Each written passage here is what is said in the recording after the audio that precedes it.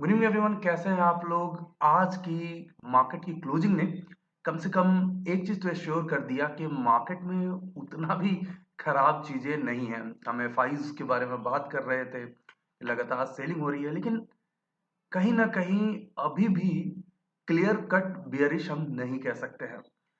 इसलिए कि जिस तरह का एक बाउंस आ जाता है, वो कहीं ना कहीं ये बताता है कि बुल्स अभी भी जिंदा है। आज की क्लोजिंग डे हाई के आसपास बहुत अच्छा साइन है, ऑनेस्टली स्पीकिंग। और तब जब बैंक निफ्टी का बहुत ज्यादा सपोर्ट निफ्टी को नहीं मिल रहा था, फिर भी निफ्टी एक अच्छे लेवल पे क्लोज हुआ। रिलायंस ने सपोर्ट किया और भी आईटी की डिफरेंट कंपनीज ने थोड़ा सपोर्ट किया। लेकिन क्या आज वाली जो एक पॉजिटिविटी है वो कैरी रहेगी? निफ्टी और बैंक निफ्टी की चार्ट एनालिसिस करेंगे, जो मैं रोज करता हूं आप लोगों के लिए। लेकिन साथ ही साथ एक बेहतरीन स्टॉक के बारे में बात करूंगा। शेयर्स हम लोगों से दूर नहीं होना चाहिए। कई बार मुझे लोग टेलीग्राम में बोलते हैं कि आप तो निफ्टी और बैंक निफ्टी के बारे में बात कर रहे हैं, स्पेसिफिक स्टॉक्स के बारे में ज्यादा बता नहीं रहे हैं।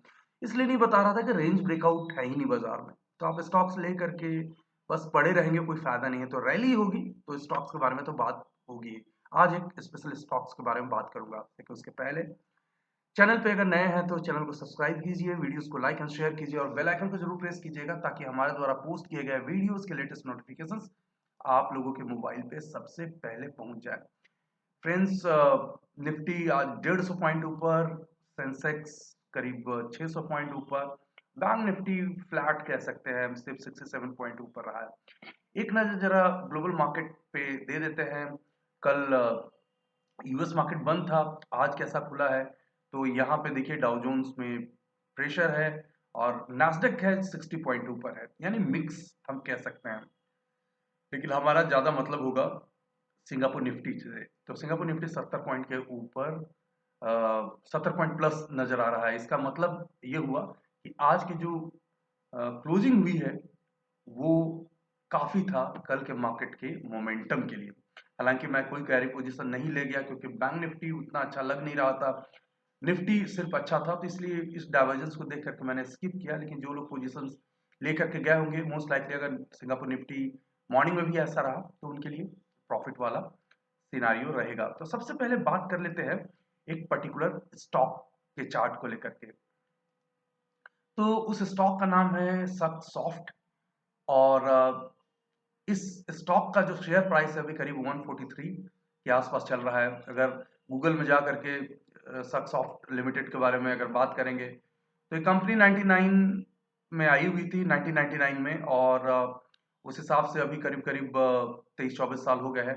रेवेन्यू अच्छा रहा है, नेट इनकम भी अच्छा रहा है और नेट प्रॉफिट मार्जिन भी ठीक ठाक है। तो कंपनी फंडामेंटली ठीक है, लेकिन बात करना है इस कंपनी के चार्ट को लेकर के। तो ये 1 आवर का चार्ट है, ताकि मैं हफ्ता हफ्ता भर और 15-20 दिन का एक व्यू आपको दे करके चलूं। हालांकि आप इसको जितना ज़्यादा दिन तक अपने पोर्टफोलियो में रखेंगे आपके लिए ज़्यादा बेहतर है, लेकिन मैं सेटअप आपसे बता करके चल रहा हूँ। ये स्टॉक में बहुत ही बेहतरीन मोमेंटम आया है, एक कंसोलिडेशन का ब्रेकआउट नजर आया है। 133 से लेकर के 140 के बीच में इसका कंसोलिडेशन बहुत दिन से था। मैंने बॉलिंजर बैंड लगाया है, बहुत सारे बिगनर है वो ये सब इंडिकेटर यूज करते हैं। जनरली अब हम सारे इंडिकेटर्स वगैरह तो यूज करते नहीं है, क्योंकि प्राइस एक्शंस वगैरह है। लेकिन बहुत लोग जो इन इंडिकेटर को फॉलो करते होंगे, उनके लिए आप देखिए किस तरह का एक बॉलिंजर बैंड स्क्वीज होता हुआ नजर आया। इसे मैं अगर 15 मिनट के टाइम फ्रेम में कर दूं, तो आप देखिए किस तरह से स्क्वीज हुआ और एक बहुत ही बड़ा ब्रेक यहाँ पे होता हुआ नजर आ रहा है। तो ब्रेकआउट बड़ा मेजर नजर आया है, ऊपर से हल्का रिट्रेस किया है, लेकिन फिर भी ये 143 पे है। तो ये यहाँ से बहुत अच्छा मोमेंटम दे सकता है। आरएसआई का भी बहुत अच्छा मोमेंटम है।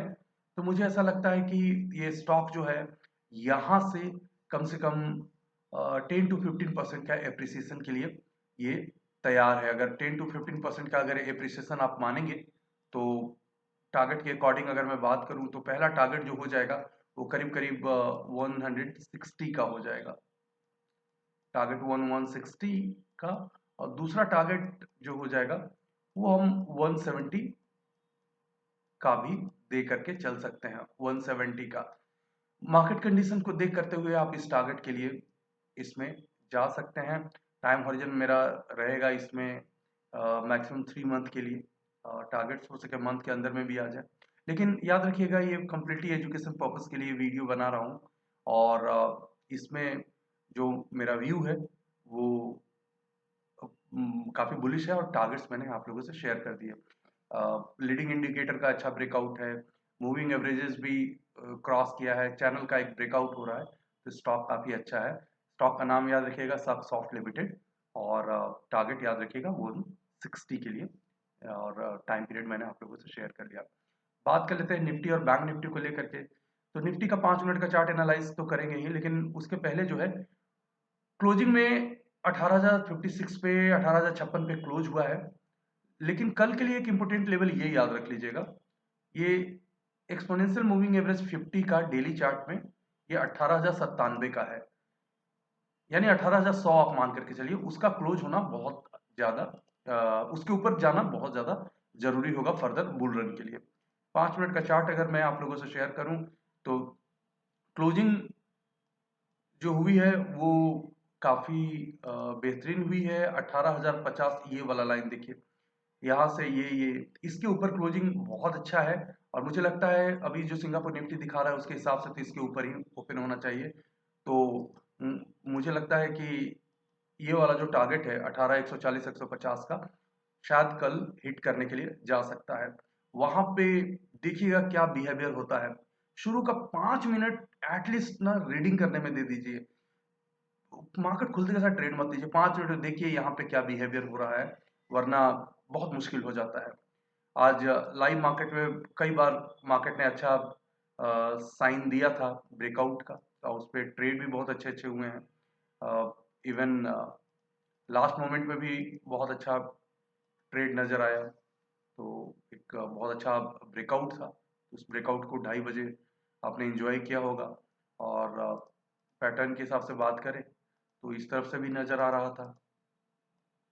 ये सारे पैटर्न्स तो बनते रहते हैं। फ्लैग पैटर्न था, उसका अपसाइड ब्रेकआउट हुआ, तो डिफरेंट तरह के ट्रेड्स जो है बाजार में होते रहते हैं और उसका पैटर्न्स नजर आता है। तो ये निफ्टी 5 मिनट का भी मैंने बता दिया, और डेली पे भी मैंने बता दिया कि किस तरह से 18,097 का एक EMA 50 है, वो एक रेजिस्टेंस होगा, उसके ऊपर खुलता है तो और अच्छी बात होगी फर्दर मोमेंटम के लिए। तो कल मुझे लगता है कि ओपनिंग अच्छी होगी, कैरी होगी। मैं तो गैप अप में जाऊंगा नहीं, थोड़ा रिट्रेस करेगा तो उसके बाद फिर मैं अपनी ट्रेडिंग इनिशिएट करूंगा और आप लोगों से टेलीग्राम पे शेयर करूंगा।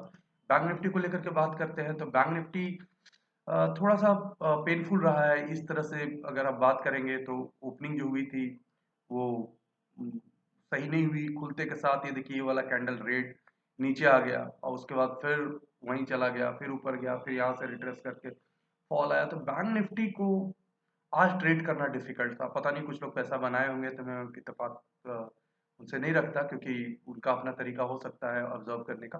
लेकिन मेरा ये कहना है कि आज निफ्टी में पैसा बनाना थोड़ा आसान था।